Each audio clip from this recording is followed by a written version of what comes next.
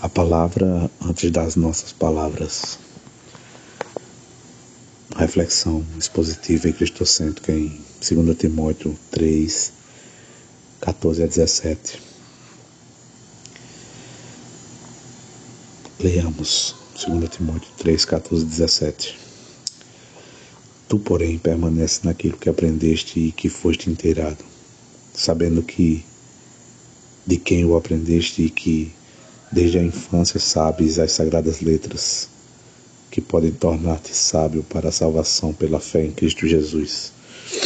Toda a Escritura é inspirada por Deus e útil para o ensino, para a repreensão, para a correção, para a educação na justiça, a fim de que o homem de Deus seja perfeito e perfeitamente habilitado para toda boa obra. Santo e soberano Deus, entro agora, Pai, em Tua presença, pedindo que desvende, Pai, os nossos olhos para entender a Tua palavra. Estou aqui, Senhor, estamos aqui com os pratos vazios, estendidos, para se alimentar da Tua informação, Pai, do Teu alimento. Fala, Senhor, através desse texto, dessa mensagem, da Tua palavra. Toca os nossos corações. Amém.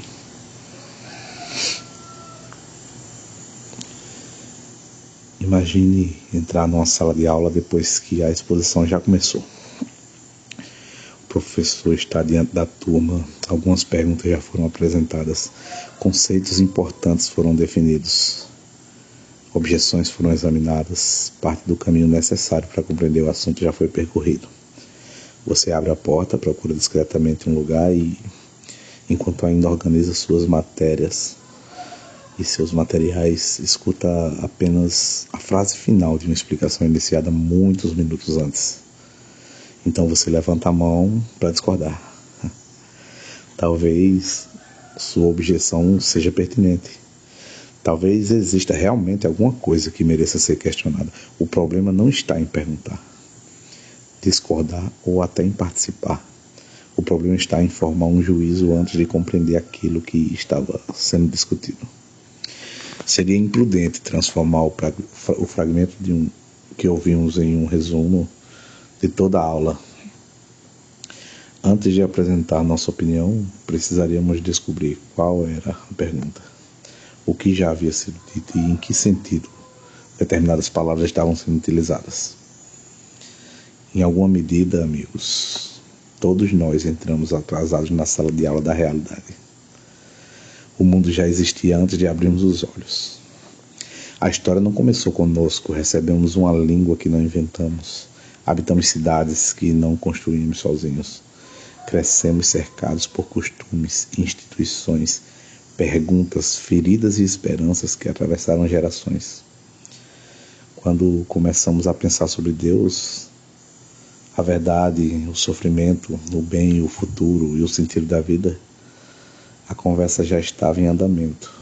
Mais do que isso, Deus já havia falado. Como em Hebreus 1 e 2, havendo Deus outrora falado muitas vezes e de muitas maneiras aos pais, pelos profetas, nesses últimos dias nos falou pelo Filho. Antes de pronunciarmos nossa primeira palavra sobre Deus, Ele pronunciou sua primeira palavra para nós. Antes de construirmos nossas opiniões religiosas, Ele se deu a conhecer. Antes que perguntássemos quem Ele é, Ele falou.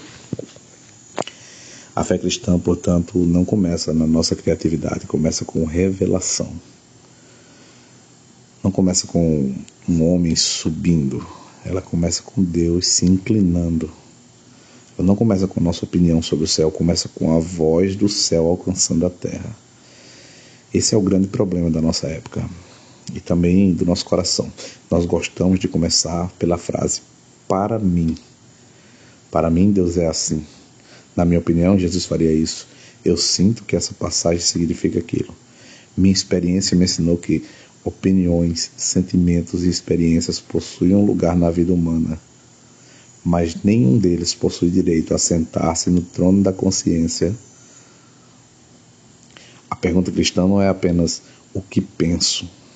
A pergunta anterior é o que Deus disse. O texto que lemos foi escrito por Paulo a Timóteo em dias difíceis. Nos versículos anteriores, o apóstolo descreve pessoas enganadoras, homens que resistem à verdade e uma cultura de aparência de piedade, que pode sobreviver mesmo quando seu poder é negado. Então Paulo olha para Timóteo e diz: tu, porém, o mundo pode mover-se, os falsos mestres podem multiplicar-se, as vozes podem disputar sua atenção, mas você, Timóteo, permaneça. E Paulo nos mostra 4 movimentos da palavra de Deus. Primeiro, a verdade é recebida antes de ser inventada. Segundo, as Escrituras nos tornam sábios para a salvação em Cristo. Terceiro, a Escritura procede de Deus e por isso possui autoridade para nos ensinar e corrigir. E o quarto, a palavra forma um povo habilitado para toda boa obra. 2 Timóteo 3,14 diz: tu, porém, permanece naquilo que aprendeste e de que foste inteirado, sabendo de quem o aprendeste. O Evangelho não começa conosco. Paulo não diz a Timóteo: descubra novas mensagens. Não diz: construa uma fé que combine com o seu temperamento. Ele não fala: acompanhe todas as mudanças culturais para que ninguém considere você ultrapassado. Ele diz: permaneça. Permanecer não é estagnação. Uma árvore permanece plantada e justamente por permanecer, cresce. Suas raízes aprofundam-se, o tronco se fortalece, os galhos se estendem e os frutos aparecem. Timóteo deveria avançar, amadurecer, ensinar, corrigir e sofrer. Mas todo esse movimento precisaria acontecer sem abandonar o solo no qual fora plantado. A maturidade cristã não consiste em superar o Evangelho, mas em aprofundar-se nele. Há uma ansiedade religiosa que vive procurando novidade, uma nova palavra, um novo segredo, uma nova chave, uma experiência que finalmente nos colocará acima da simplicidade da fé comum. Paulo oferece outro caminho. Ele não manda Timóteo procurar o próximo degrau escondido, manda permanecer naquilo que recebeu. Isso confronta a nossa vaidade. Gostamos da ideia de sermos autores da nossa própria fé. Gostamos de imaginar que ninguém percebeu aquilo que acabamos de descobrir. Gostamos de uma espiritualidade com nossa assinatura na capa. Mas o cristianismo não é uma obra autoral nossa. É notícia recebida. Cristo morreu por nossos pecados. Foi sepultado, ressuscitou ao 3º dia, reina, voltará. Isso não nasceu em nossa mente, foi anunciado a nós. A igreja não inventou o evangelho, recebeu. O pregador não cria a mensagem, ele expõe. O crente não concede autoridade à palavra, ele se curva diante da autoridade que ela possui. Sabendo de quem o aprendeste. Paulo acrescenta uma expressão preciosa. Sabendo de quem o aprendeste. A verdade chegou a Timóteo por meio de pessoas. Ele conhecia a fé sincera de sua avó Lóide e de sua mãe Eunice. Foi instruído desde a infância, caminhou com Paulo, viu a doutrina sendo ensinada e também encarnada em perseverança, sofrimento, missão e cuidado pastoral. A palavra veio de Deus, mas chegou a Timóteo dentro da comunhão dos santos. Isso é importante porque só a Escritura não significa cristianismo solitário. Somente a Escritura é a regra infalível e suprema da fé, mas nenhum de nós é um leitor infalível. A Bíblia é suficiente. Eu não sou.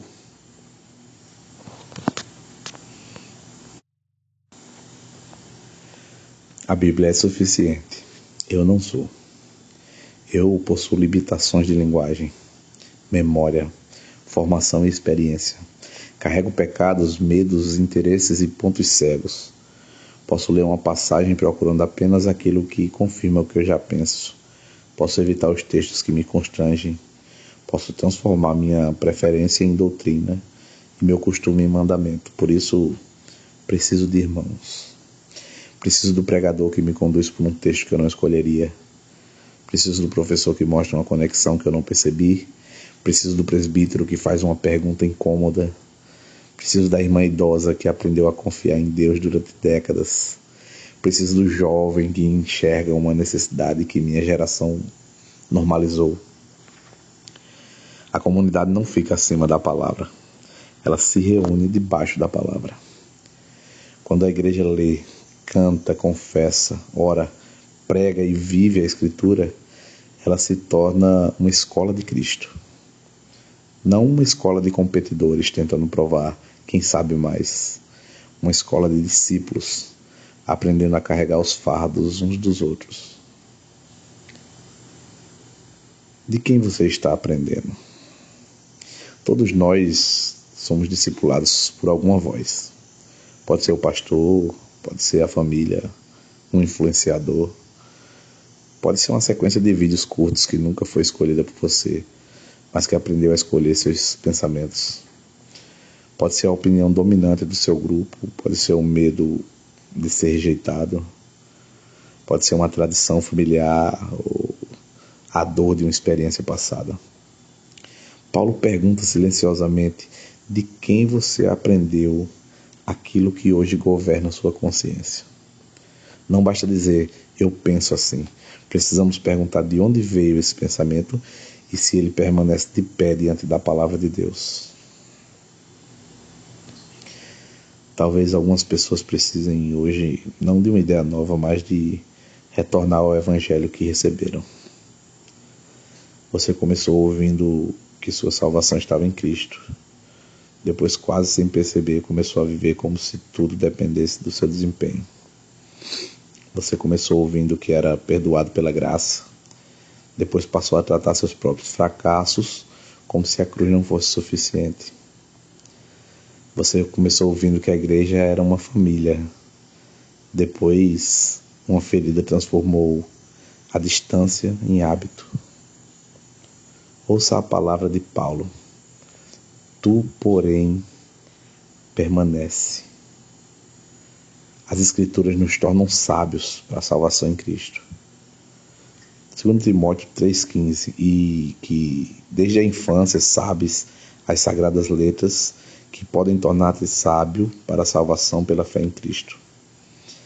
A Bíblia não é um amuleto. Timóteo conhecia as sagradas letras desde a infância. Provavelmente ouvira a história da criação, da aliança com Abraão, do êxodo, da lei, dos salmos, dos reis, dos profetas. Mas Paulo não diz que o simples contato externo com o texto salva. É possível possuir uma Bíblia e não ouvi-la. É possível carregá-la debaixo do braço e manter um coração longe de Deus. É possível conhecer frases bíblicas e utilizá-las para ferir, controlar ou esconder-se. A Bíblia não é um objeto mágico. Não recebemos vida porque o livro está sobre a mesa, aberto no Salmo 91.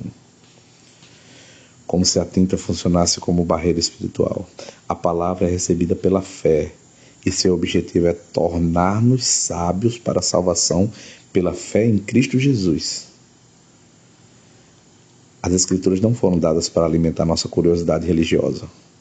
Foram dadas para conduzir pecadores a Cristo. Essa frase impede 2 erros. O primeiro é ler a Bíblia sem Cristo.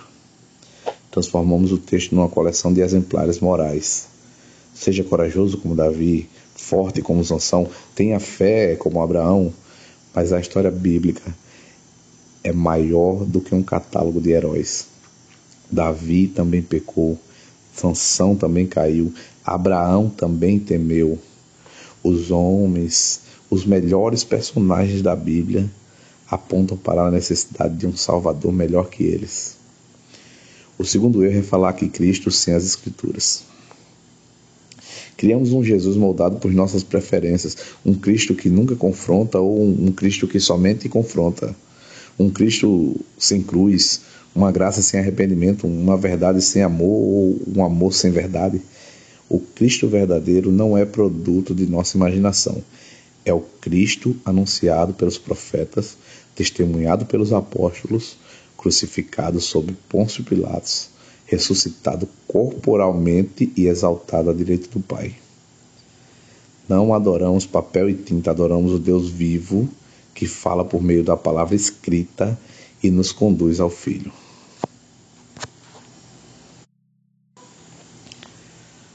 A sabedoria que salva. Paulo não diz apenas que as Escrituras fornecem informação, elas tornam sábio. Na Bíblia, sabedoria é mais do que possuir respostas, é aprender a viver diante de Deus conforme a realidade que Ele revelou. Uma pessoa pode conhecer muitos fatos e continuar perdida, pode dominar línguas bíblicas e não amar a Deus, pode memorizar doutrinas e não reconhecer a própria necessidade de misericórdia. As Escrituras tornam sábio quando nos mostram quem Deus é, quem somos e o que o pecado fez e onde a reconciliação pode ser encontrada. Elas nos dizem que Deus é santo e que não podemos reduzir sua santidade à medida da nossa época. Dizem que fomos criados à sua imagem e por isso possuímos dignidade. Elas dizem que pecamos e por isso não podemos explicar todo o mal apenas por estruturas externas. Dizem que nossas obras não podem comprar a aceitação de Deus, que o Filho de Deus assumiu nossa natureza, viveu em perfeita obediência, morreu pelos injustos e ressuscitou. Dizem que a salvação é recebida pela fé, que o Espírito habita em seu povo, que a história caminha para a volta de Cristo, a ressurreição do corpo e a renovação de todas as coisas. Essa é a sabedoria da salvação. Ela organiza a realidade inteira ao redor de Jesus. Depois de ressuscitar, Jesus encontrou 2 discípulos no caminho de Emaús. Eles conheciam os fatos, mas não compreendiam o sentido. Sabiam que Jesus havia sido crucificado. Tinham ouvido relatos do túmulo vazio. Mesmo assim, caminhavam tristes. Então Jesus começou por Moisés e por todos os profetas e expôs tudo a seu respeito, que constava nas Escrituras. Observe a delicadeza. O Cristo ressuscitado poderia simplesmente dizer: olhem para mim, mas abriu as Escrituras e mostrou que sua cruz e sua glória não eram acidentes, eram o cumprimento das promessas de Deus. Mais tarde, aqueles discípulos disseram: porventura não nos ardia o coração quando ele pelo caminho nos falava, quando nos expunha as Escrituras? Quando Cristo abre as Escrituras, a palavra aquece o coração, sem desligar a mente. Uma pregação cristocêntrica não força Jesus artificialmente em cada detalhe. Ela reconhece que toda a história da redenção encontra nele sua unidade, seu cumprimento e sua esperança. A lei revela a nossa necessidade e encontra nele sua perfeita obediência. Os sacrifícios apontam para sua oferta definitiva. O reino de Davi prepara-nos para o Rei eterno. Os profetas anunciam o servo, o filho, o pastor e o renovo. Os evangelhos apresentam sua vida, morte e ressurreição. As cartas, elas explicam o significado de sua obra. O Apocalipse mostra como o Cordeiro, reinando e conduzindo a história ao seu fim. A Bíblia possui muitos livros, autores, gêneros e séculos, mas sua música alcança a resolução em Cristo. O que a sua leitura está produzindo? A leitura bíblica está tornando você mais fascinado consigo mesmo ou dependente de Cristo? Ela está produzindo humildade ou superioridade? Está ensinando você a confessar pecados ou apenas a identificar os pecados dos outros? A leitura bíblica está tornando sua esperança mais firme ou apenas aumentando o seu vocabulário religioso? O conhecimento bíblico amadurece quando nos leva a dizer: eu não sou meu Salvador, Cristo é. Talvez você esteja cansado de tentar merecer aquilo que só pode receber. A Escritura o chama hoje não para uma performance melhor, mas para a fé em Cristo Jesus. Talvez você conheça a Bíblia desde a infância, mas nunca tenha descansado no Salvador, para o qual ela aponta. Você aprendeu história, participou de cultos, cantou hinos, respondeu perguntas, mas ainda tenta justificar-se. As sagradas letras podem tornar você sábio para a salvação, e essa salvação não está em seu conhecimento, está em Cristo, recebido pela fé.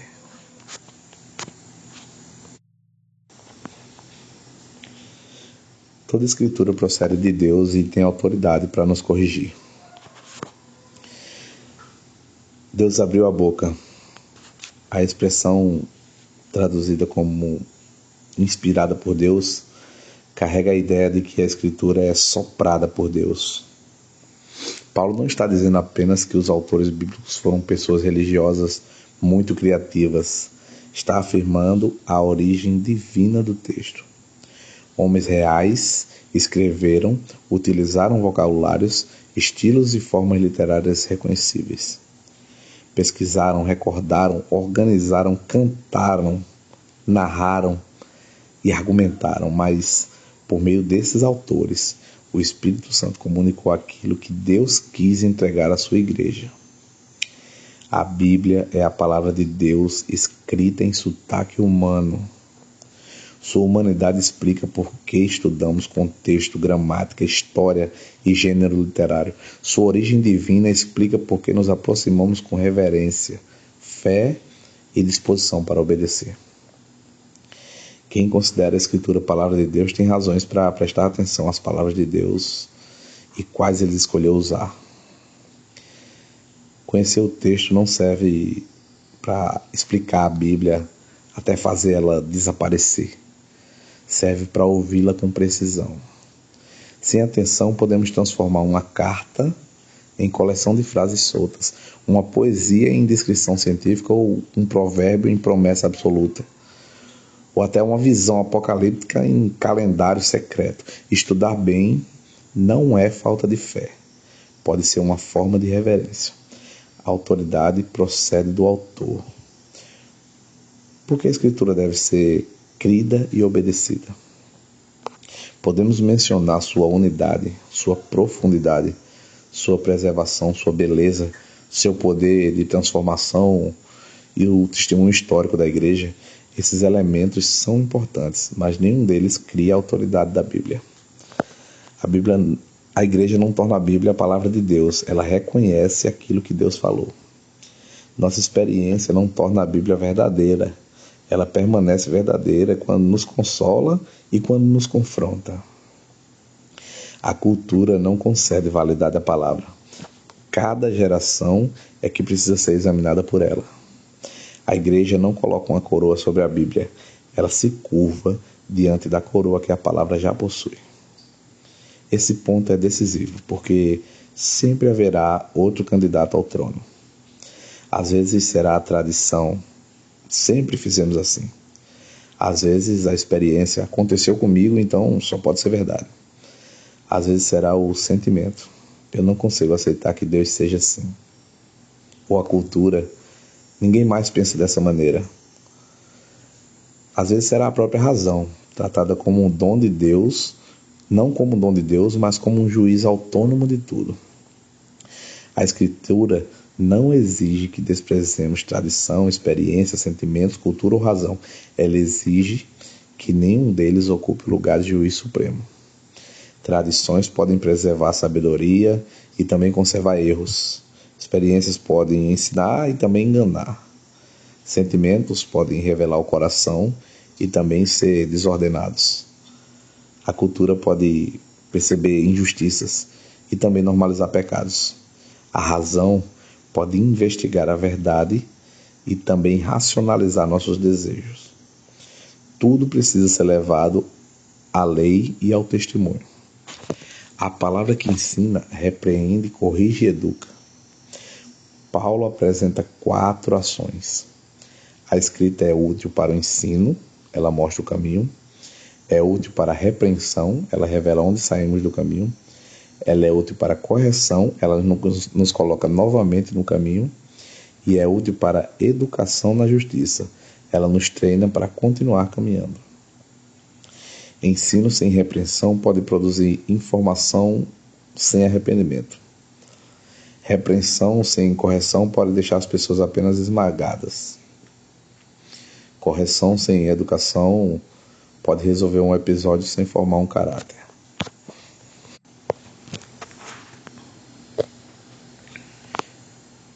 A palavra faz a obra completa. Mostra, confronta, restaura e treina. Nós, porém, frequentemente desejamos apenas a primeira função.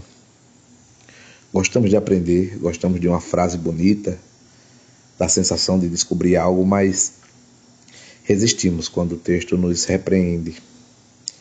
Abrimos a Bíblia para recrutar testemunhas a favor de nossas conclusões. Procuramos veículos que assinem aquilo que já decidimos. A Bíblia permanece aberta diante de nós, mas nossa mente pode continuar fechada. O ídolo religioso mais difícil de reconhecer é aquele esculpido com versículos. É possível usar a Bíblia para construir um Deus à nossa imagem. Selecionamos os atributos que nos confortam e escondemos os que nos confrontam. Queremos um Deus que nunca julga ou um Deus que somente julga. Queremos uma graça sem arrependimento, uma verdade sem amor, uma santidade sem misericórdia ou uma misericórdia sem santidade. Mas a palavra não foi dada para confirmar todas as nossas inclinações. Foi dada para formar em nós a mente de Cristo. A repreensão é uma forma de graça. Vivemos numa época em que correção frequentemente é recebida como rejeição. Se alguém discorda, parece que pegou nossa dignidade. Se a palavra confronta um desejo, imaginamos que Deus está contra a nossa alegria. Mas o Pai corrige os filhos que ama. A repreensão bíblica não é o martelo de um estranho tentando destruir. É o bisturi. É como um bisturi de um médico que vê aquilo que nós não vemos. Quando a palavra expõe nosso orgulho, não está tentando retirar a nossa dignidade, ela está nos libertando de uma prisão. Quando ela confronta a nossa amargura, ela não está minimizando a ferida, ela impede que a ferida se torne senhor do nosso coração. Quando denuncia nossa idolatria, ela não deseja esvaziar nossa vida, ela deseja devolver-nos ao Deus vivo. Quando ela revela nosso pecado, nos conduz ao mesmo Cristo que levou esse pecado na cruz. A voz que diz, você errou, também é a voz que diz, há perdão. A mão que derruba a nossa autossuficiência é a mão que nos levanta pela graça.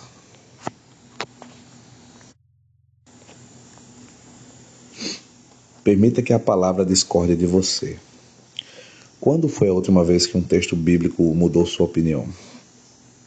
Quando foi a última vez que você precisou admitir, eu estava usando a Bíblia, mas não estava ouvindo a Bíblia?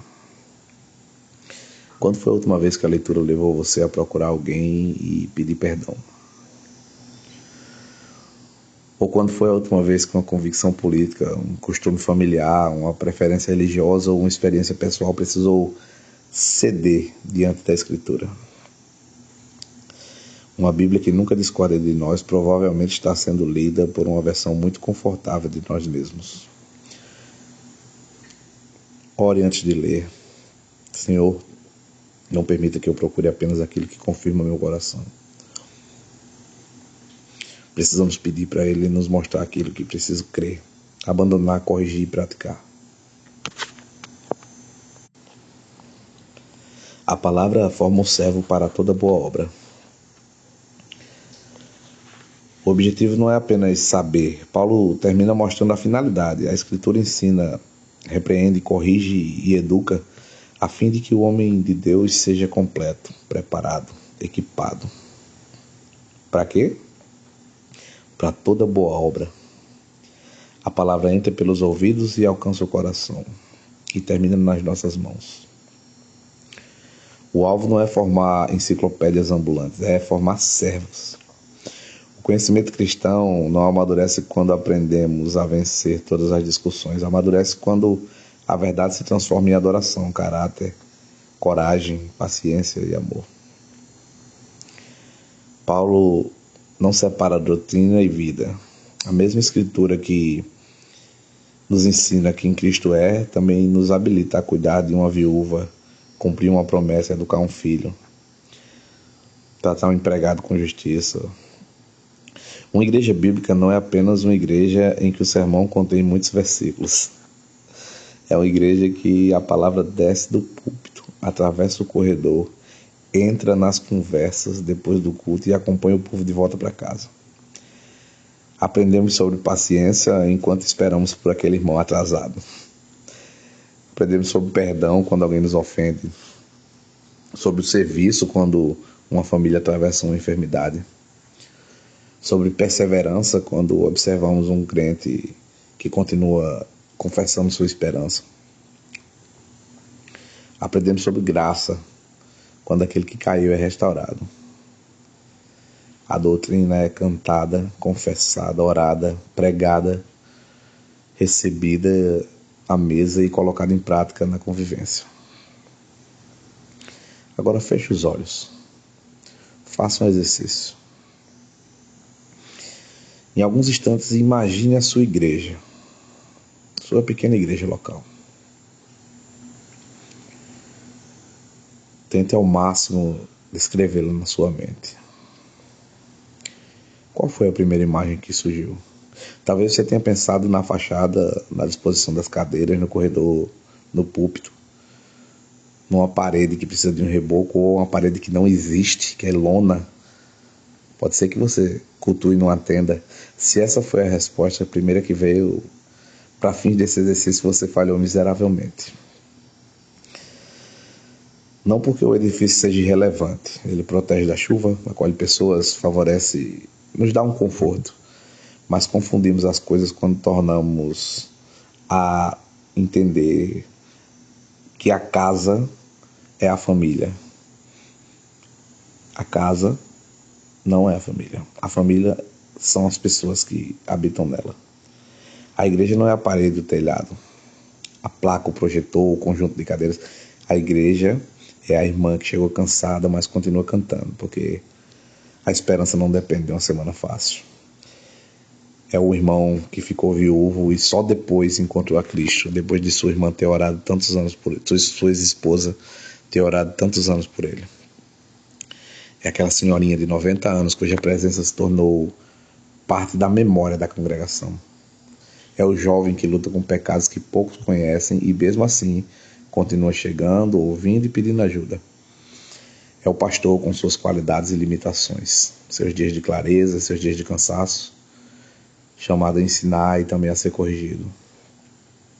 É o irmão da mesa de som, muitas vezes percebido apenas quando alguma coisa não funciona. É a pessoa do louvor que precisa lembrar do seu serviço, não é a apresentação, mas parte da voz congregacional. É a criança aprendendo as primeiras palavras da fé. O presbítero que visita, escuta, orienta, ajuda a carregar os pesos. É o novo convertido que ainda não conhece o vocabulário, mas já descobriu a graça. A palavra de Deus forma esse povo real.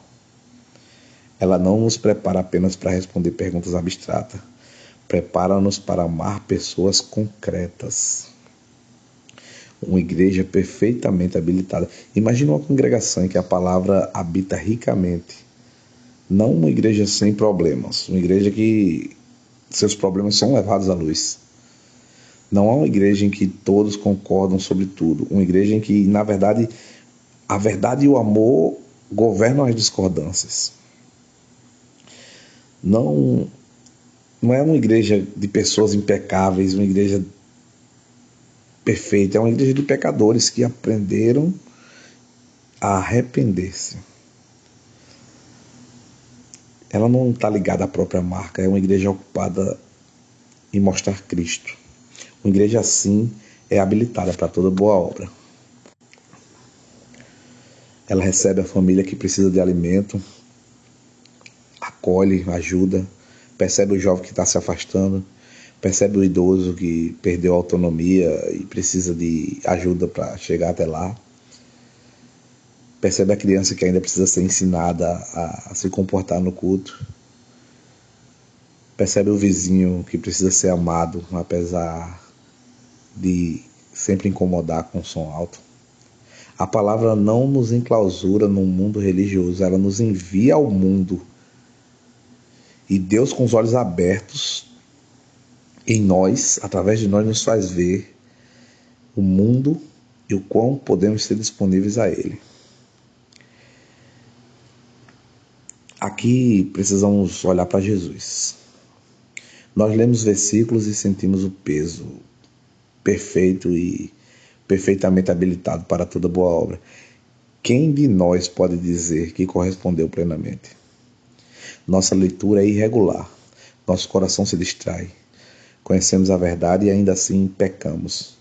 Somos ensinados e esquecemos, somos corrigidos e resistimos.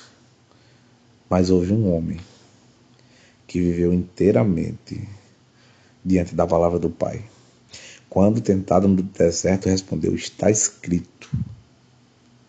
Iniciou seu ministério em Nazaré, abriu o rolo de Isaías e declarou o cumprimento da promessa. Quando seus discípulos não compreendiam sua morte, mostrou que as Escrituras precisavam cumprir-se. Quando estava na cruz, suas palavras carregavam salmos. Cristo transbordava a palavra. Jesus não usou a palavra para proteger seu orgulho, submeteu-se perfeitamente à vontade do Pai. Ele ensinou a verdade e repreendeu o pecado, corrigiu os que erraram e educou os seus discípulos na justiça. E realizou a boa obra que nenhum de nós poderia realizar. Ofereceu a sua vida pelos pecadores.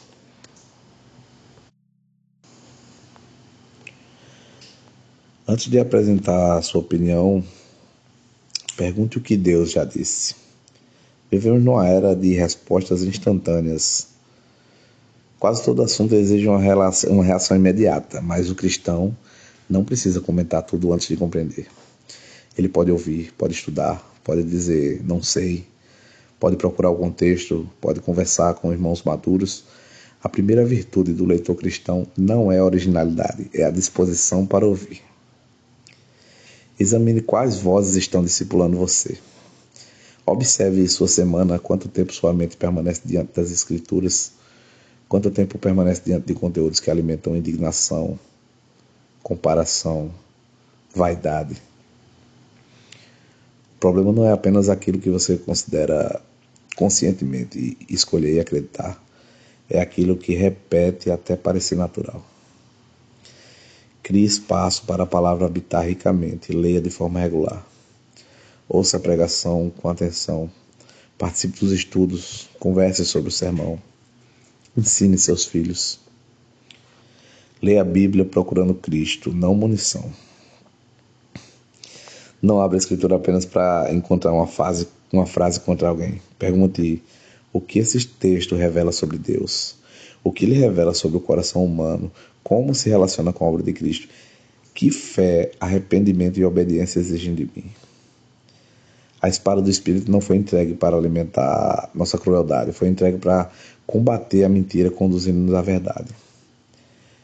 Permita que a palavra repreenda e corrija. Existe alguém a quem você precisa pedir perdão? Existe um hábito que a Escritura já confrontou, mas você continua negociando? Existe uma ferida que se tornou licença para ferir? Não fuja da correção. O Deus que fere para curar não abandonará você no chão. Não leia sozinho aquilo que Deus entregou à igreja. Tenha sua leitura pessoal, ela é preciosíssima. Não me leve a mal, mas não transforme a vida cristã numa jornada sem corpo. Ouça a igreja do presente e as outras gerações. Aprenda com credos, confissões, catecismos e bons livros, sempre subordinados às Escrituras. Procure irmãos que possam corrigir você e a quem você possa servir. Pergunte Para qual boa obra Deus está habilitando você? Talvez seja visitar alguém, cumprir uma palavra, tratar um funcionário com justiça, voltar para a igreja, se reconciliar, se vir sem ser visto. Talvez seja estudar mais, com mais seriedade. A palavra não forma espectadores, ela forma servos. Descanse no Cristo para quem a palavra aponta. Você não será salvo porque terminou um plano de leitura. Não será recebido por Deus porque possui respostas teológicas melhores ou mais convicção. Não será justificado porque venceu uma discussão. O mesmo Cristo que confronta seu pecado carregou o pecado de seu povo. Ele exige obediência, mas oferece justiça. O Cristo que chama você a permanecer promete segurá-lo. E aí voltamos à sala de aula. Estamos atrasados, a realidade não começou conosco. A igreja não começou conosco. A fé não começou conosco. Mais importante, Deus já havia falado. Ele falou por profetas, por letras sagradas, por apóstolos, e na plenitude do tempo falou-nos pelo Filho. Nós não entramos na sala para calar todas as vozes com nossa opinião. Entramos como discípulos, abrimos as Escrituras, ouvimos com a igreja, somos conduzidos a Cristo, somos ensinados, repreendidos, corrigidos, educados na justiça e então nos levantamos para servir. Antes de falar, ouvimos. Antes de ouvir, obedecemos. E quando falamos, nossas palavras carregam a marca da palavra que nos formou. A palavra antes de nossas opiniões, a palavra antes de nossas preferências, antes de nossos medos, a palavra antes de nossas respostas. E Cristo no centro da palavra. Cristo prometido, Cristo encarnado, crucificado. Cristo ressuscitado, reinando. Cristo formando para si uma igreja pronta para toda boa obra. Talvez você tenha chegado hoje com muitas palavras dentro de si. Uma defesa, reclamação, uma boa justificativa, ou com uma dúvida, um medo. Antes de sair falando, ouça. O que Deus falou aqui forma seu povo por meio da palavra. E a palavra que o confronta também o conduz ao Salvador. Permaneça, creia, seja corrigido e levante-se pela graça para toda boa obra. Feche seus olhos. Senhor Jesus, santo, santo e soberano Deus, te agradeço, Pai, por essa reflexão, esse momento de ouvir a Tua palavra, de conversar contigo, Pai, através desses textos, dessas reflexões. Peço que o Senhor continue fazendo o seu bem-querer e acalentando, Senhor, aquecendo nosso coração, sempre que ouvimos a Tua boa palavra. Que tudo seja visto, em tudo seja visto, não o brilho de nossa inteligência, mas a beleza de Jesus Cristo, a palavra eterna que se fez carne para nos conduzir a Ti. Em nome de Jesus, Pai, te agradeço. Amém.